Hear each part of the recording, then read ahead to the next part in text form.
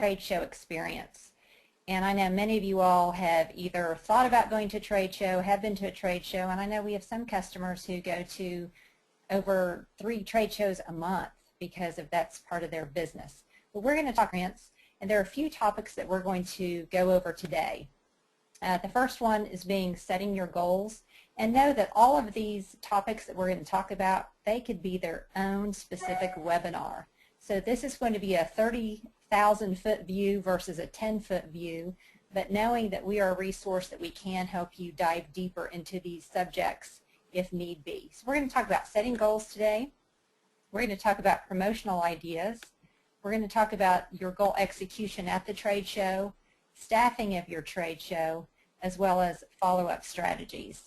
And I will allow for some time at the end of this webinar to answer any questions. I will also give you emails and phone numbers to give us a call and reach out to us if you do want to do a little bit of a deeper dive. So we will move forward and talk about setting goals. Now, first of all, in setting goals, you need to decide what you want to accomplish at a trade show. Most people want to accomplish marketing their product, their branding of their product, as well as sales. I typically talk about when we're looking at setting a goal is you want to break even on the process. You want to make sure that the trade show that you're attending, you want to break even. So I just put together an example, and I thought, okay, let's say the cost of the trade show is $50,000. Now that's just not the trade show itself, but that is all the collateral materials you need, all of the promotional items you buy. It includes your staff, your travel, your flights, your exhibitor's fee, all of those. This is just, like I said, an example. And let's say I sold a service knowing that the revenue per sale of my service is $10,000. That gives me a goal, knowing if I want to break even on this trade show, I probably need to close 5 deals. So I thought there are so many people who go into trade shows thinking, well, I'm going to go to a trade show, I'm going to meet so many prospects, so many potential clients, maybe partners, that they really don't set very specific goals to what they want to accomplish. So the first thing I encourage you to do is set very specific goals. So the example we're going to use today is if I know I need to close 5 sales, I probably need to meet with about 20 decision makers, and from that I also want to collect about 200 business cards. Now you probably are saying, well, why those numbers? Well, what I encourage you to do, and I encourage every sales department of any organization, know what are your sales numbers. Typically, if I talk with 200 people, I'm going to have about 10% that are extremely interested in my product and service. Hopefully more, but I know at least 10%. And from that, I know that I can close 1/4 of those. Now, on a good day, I can close 1/2 of those. So I'm just telling you that when you're thinking about your trade show, and you're thinking about setting your goals, figure out what makes sense to you. Now, your trade show may only cost $10,000, or it may only cost $500. Whatever that looks like, the ultimate goal, or at least the minimum goal, should be to break even. So if you have any questions, write them down, and I will answer those at the end. Then we have promotional ideas. We have to promote going to the trade show. Our goal is to drive business to our booth because we are going to be there, and so are many other vendors at the same trade show. So here are a couple of ideas. One is to communicate with your attendees before the show. I recommend being able to send a postcard or send something that is tangible for them to know what your booth number is, what the benefits are of your service, your product. And then I also have another thing that was used by a staffing agency about 10 years ago, and it was very clever, and I'll give you the specific example, but they sent 1/2 of a gift and told the attendee to pick up the other 1/2 at the trade show. So this was a staffing agency, and they were going to be at this trade show, and they knew that there were 10 CEOs of small businesses that were coming that they wanted to target. So they called into the CEO's executive assistant and asked all of them, what size shoe does the executive of your company wear? And a lot of the executive assistants were saying, well, this is strange. Why do you want to know that? And they said, well, we're buying a gift for that individual. So they complied and gave them the shoe size, and those 10 CEOs received 1 shoe. And with a postcard in the shoe box that says, if you will come to our booth on this day at this time, you can get your other shoe. And because of that, the other half of the shoes, the other part of the pair, were all picked up. And out of those 10 CEOs that received shoes, that staffing agency was able to basically sell 3 of those and have 3 of them commit to being customers. And what they used was pretty cute. It was in the box it says, we know you're busy, we know you're running around, and the last thing you want to do is deal with employee problems. We want to help you, make you go a little bit faster, so please come pick up the second half of your gift. And so that was a clever promotional idea to get those attendees, those CEOs, to come to that trade show, to go to that specific booth at that specific time. And the reason why they gave them specific times is they wanted to make sure that that CEO was picking up the shoe from the CEO of the staffing firm, because at that level they were connecting at that level. So you can think of things, and it doesn't have to be a shoe. It can be like a puzzle piece, and if you bring the other puzzle piece, you'll see what your free gift is. There's all different ways in which you can promote and drive traffic to your booth before you even get there. The second thing I recommend is you want to publicize the trade show, your booth number, in all communications that you have prior to that trade show. So if you're sending out emails in your signature file, you will definitely want to say, see you at this conference, here's our booth number, reference this promotional code, and you will get a special deal. Anything that you can do to keep people abreast of that you are going to a specific trade show, because they may have not thought about going to that trade show, or maybe they do want to attend and not only see you but see other folks. So always you want to continually to promote that offering, whether it's email, if you put something on Facebook, if you have a Twitter feed, whatever that looks like. And then obviously while you're at the show, you want to continue that feed. You want to continue to have pictures that you put on Twitter or Facebook, any way that you reach out to your clients and prospects. And last but not least, as most of you know, when you go to a trade show, there's all types of giveaways that people are giving things away, promoting their business. And so I was thinking of what are some of my favorite promotional gifts that I like to get at a show. Well, I love pens because I go through pens all the time. Unfortunately, pen life isn't very long. But there is one promotional gift that I still have, and I think it's 15 years old, but it was a letter opener that I received when I went to a trade show, because that's something I put on my desk every day. So when I go through the mail, I use it versus using my fingers. And that is something that every time I look at, I think, okay, that was really smart of that mailing service, because I'm opening up mail and that's what they do. So if you can think of a giveaway that is unique to your business that would make sense. I know a lot of people like to do stress balls because we live in such a high-tech, high-fast, high-moving society that having a stress ball always sitting on your desk reminds you of, oh yes, I can ease my stress if I use this product or service. Now I want to give you an example of how you can pre-promote something at a trade show, and we put together this little promotional mailer. I must say Rita did, who introduced me, and we were at a trade show a couple of months ago where we were actually speaking at one of the events, and we were encouraging the attendees to come to that specific session to learn how they could invest in their future and in their business and in their product. And so we mailed out this to the attendees that were coming to the conference, and it proved successful because our school, and we've gotten some great feedback by using that promotional product. Next, we want to talk about goal execution. Great to have a goal, but then we need to talk about how are we going to execute that goal. So I broke this down into our goals are on our left, and then we're going to talk about what actions need to take place in order for that to be successful. When you decide what your goal is, and I would recommend that you do that as a group, whether that's an intimate group of the executives or the sales team, to sit down and create the goal. And so if our goal is to collect 200 business cards at our trade show, the staff needs to be aware of that goal. So what does that mean for me as a rep? I need to collect, does that mean 20 or 40 or 100? What does that look like? And then everyone knows typically that at most trade shows they have drawings. Put your card in and you can, be in for a drawing. I encourage you to think of some creative items in which to draw for, because that is a draw. But I also encourage you that when you are collecting those business cards, that you always write down on back the conversation that you had with that person.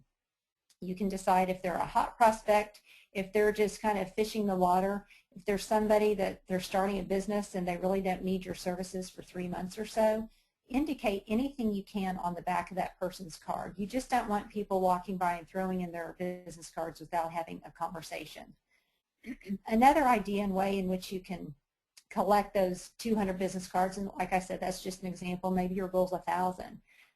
Some organizations have hospitality suites where they invite the attendees to a hospitality suite before a dinner, or maybe it's after one of the vendor events, just to draw more attention, more intimate attention to people that you really want to target and focus your time into.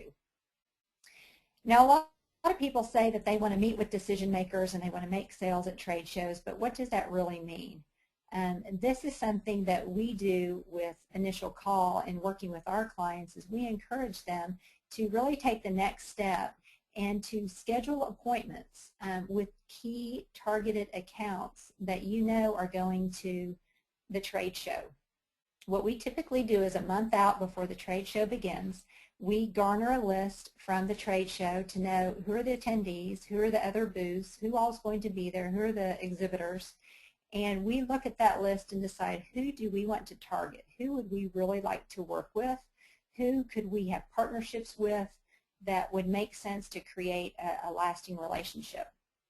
And what we do, especially for our clients and for ourselves, is we schedule appointments at that trade show to have a one-on-one sales meeting, a one-on-one demonstration. So what that might look like is, depending upon the size of the trade show and what that trade show looks like, is we will figure out times either during trade show hours or sometimes even not during trade show hours, and set up a time for the decision maker to sit down with us to have a conversation to talk about what our products and services do. This is how you can really maximize your time and be intentional. You just don't want to go to a trade show in hoping that you're going to meet a CEO of a given company. You want to be intentional in your efforts to really connect and schedule a time with that decision maker. And so by making those phone calls, you're guaranteed that you're going to have 20 sit-down appointments, or whatever that number is, whatever your goal is, to be successful in reaching your next goal, which is to close your 5 deals. Now, I put the action on that is make sure that at your trade show you have everything you possibly need to establish an account. If you need online access to sign somebody up online, if you need specific contracts there available at your fingertips, make sure you have everything at your fingertips. So if a person says, I want to buy your product and service today, you can make that happen and not have to take the next step. So that is our goal execution. Next is staffing. You really have to start thinking and planning to reach these goals. What do I need to do staff-wise? We have seen several organizations reach out to us for different reasons. They need additional staffing resources.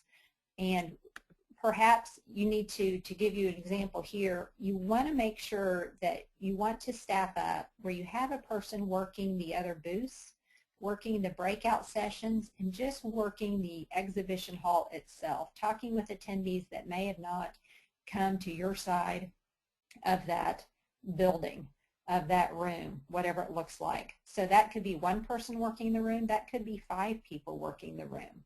But that is trying to make sure that you network with all the other booths, because you may find that there may be other vendors that would be a great partner, and that you could partner together and create an even bigger service offering. So you always want to account for staff to work the other booths and breakout sessions.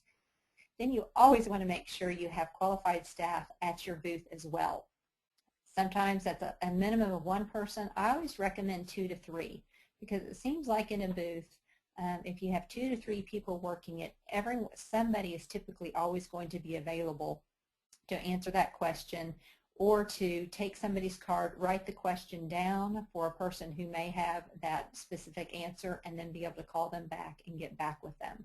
So you want to make sure staffing-wise you have that. But there are organizations who need additional staff for trade shows, and they can come to us and we can help them with qualified salespeople to make that happen as well. I also recommend just having one person take the scheduled meetings at the trade show. The reason why I say one person is then you have one point of contact for that individual, and there's a relationship that has been created there. It also helps for moving down the road if say you met with a decision maker at a trade show and he had his executive assistant call you to get that information, and we're trying to figure out, well, who spoke to that person, and hopefully we'll know by our database that it was that one particular person. But if that one person is assigned to those sit-down meetings and those scheduled meetings, then we know that that is the point of contact. And for the 5-close sales, it is a team effort. Whether you're the person who's working the other booth, working the breakout session, it is a team effort, and it's always fun with trade shows. If you know that your goal is 5 sales or 10 sales or whatever it may be, that the team gets that, and if you reach that goal within a specified amount of time, whether it's during the trade show or 1 week post, maybe there is an incentive. Maybe it is you get a half day off on a Friday, whatever that looks like, but always make sure that you have enough staff to work the whole entire program and not just your specific booth. Follow-up strategies. Following up is key, and the reason why following up is key is because when you're at trade shows, you're actually building relationships. I always tell people that everybody has a sphere of influence of about 250 people. So if I tell somebody about my product and service, they know 250 other people who they may tell, and then they may tell somebody else, and you can just continue to build these relationships. So following up is very important. And the first thing I put is everyone needs to have access to some sort of a database, a CRM, to put in all the contacts of all the people that you met while you're at the show. And a lot of people say, you know, that's great, but I don't have the time or energy. Well, I would definitely ask you to find somebody who has that time and energy to put those in, because it's very important to track your results. We have a client right now that does 13 trade shows a year, and we've asked them, so which ones are the most effective for you when it comes to sales, when it comes to your product and your service? Unfortunately, they don't know because they're not tracking that information. So we're helping them put that information into a database so you can track results. So 6 months from now, when you're asked, does it make sense for us to go to this trade show again, you can click on your database and say, why, yes. Not only did we make up the cost, but we have created 6 new relationships from that. We have 2 new partners, and oh, by the way, we have 3 new clients.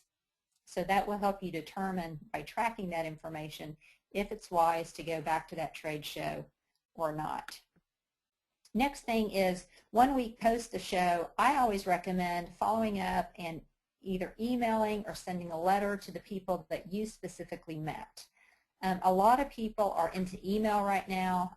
I prefer something in the written form because it seems like snail mail has gone to the side, and we are so inundated with emails, sometimes we get lost.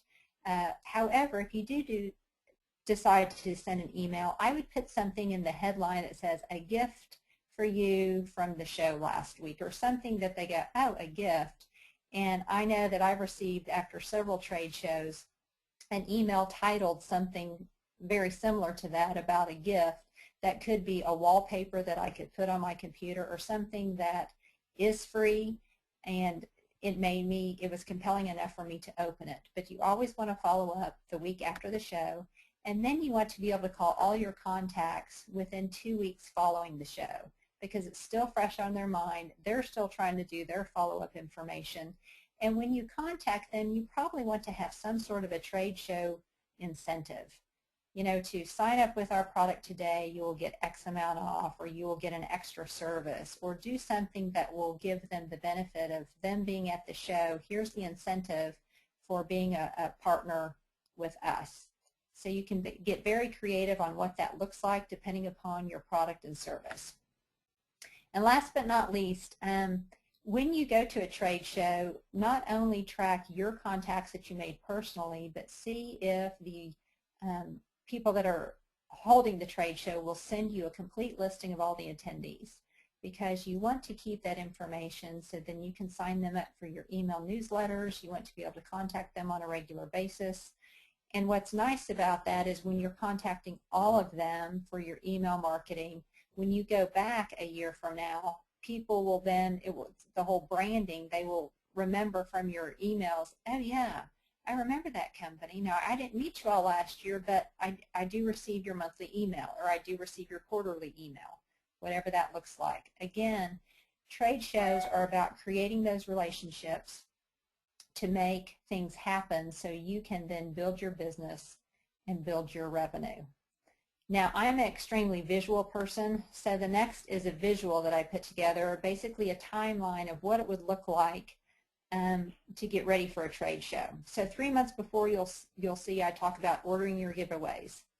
Also, you want to order your signage. You want to see, you know, what banners do you need, what size booth does it look like.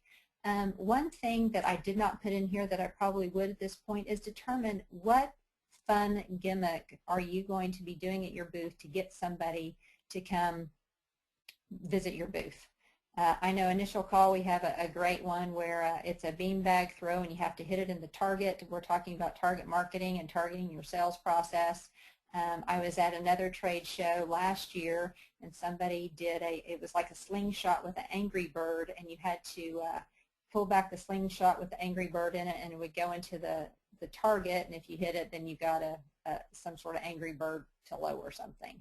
But 3 months ahead of time you need to determine what that looks like, what those costs are, and get those in the funnel. And then you also have to determine staffing needs. Do you need to contract out with an organization to help you make phone calls, help you make follow-up calls, help you staff your show? What does that look like? Are you going to have to train some of your staff to be able to work the show effectively? Then 1 month before, that's when you want to garner the attendee list and you want to garner the exhibitor list to know who's going to be there, who do you want to talk to, who do you want to create those relationships with, set those appointments. And this is also 1 month out, send out your pre-conference teaser. And this is where we sent the gum to our folks, but you could send something that gets them there. That's where you could send the shoe out and say, come get the other shoe at the conference. So this is just something to get people interested in coming to your booth. And as you can see, during the show, I use all of those words: network, sell, demonstrate, connect. But truly the one that I would focus on is building those relationships and partnerships, getting to know why other people are at that same trade show and what their client looks like, what your client looks like, and is there a way that people can partner together. I know at different trade shows we've created partnerships where we have found that we are serving the same client, but maybe we have a different niche. Maybe we have something that the other person doesn't have, so we are now creating a partnership where if I go and see a client, I will propose a portion of their services into my proposal, knowing that we are partners going towards the same result of increasing revenues and helping our customer. And then after the trade show, I encourage you to capture all that contact information, send out any type of trade show incentive that you may have to everyone, and call all your contacts. And once again, we are a resource. If you do not have time, manpower, resource to make those either before the show sales or after the show sales to follow up, let us know. I've included here, if you need anything regarding a trade show and need some help or need to take a deeper dive, this is our phone number, this is our generic email address that we can help you in any way, because we think it's very important that when you get ready for a trade show that you intentionally call those targets that you want to target and that you intentionally do the planning that it takes to have a successful trade show.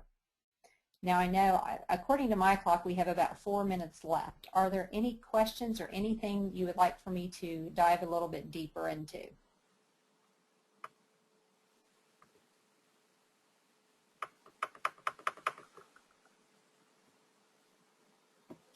Like I said, this is a 30,000 level view of trade show, and each one of these factors could be their own webinar, and we may look at doing that because just looking at just setting goals for a webinar is just as important as the follow-up and after the trade show piece. Lynn, I have a question. Yes. Do you think that, I'm thinking of between 1 and 3 people at a booth, do you think that you should sit on bar stools? Do you think usually the vendors provide a table? Do you think you should stand? What is your opinion about how that should be staffed? You know, I love standing because that means you're ready to talk. A lot of times I know if I'm at a trade show and somebody's sitting there, granted they may be tired, it may be day 3, and people will get that. But I really like the table pushed in back and the people to be standing up in front. And so if you, and talking with people for movement, and then if there is a deeper dive that you need to take with that person, then you can bring them back to your table to gather information for them, to get them the information that they need. But I think standing is definitely the way. But once people are in sessions, I think everyone understands that if people are in sessions and the exhibit hall is still open, if you're sitting on your stool or chair, they get that. But as soon as people start walking by, to get up and greet them, and even stand out in the aisles to encourage them to, you know, come play your game or come visit and learn more about your business. Okay. Good question. Do we have any other questions?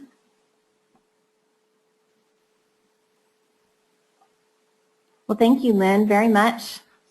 If you have any questions after this session, please feel free to contact us. Thank you. Thank you. Thanks.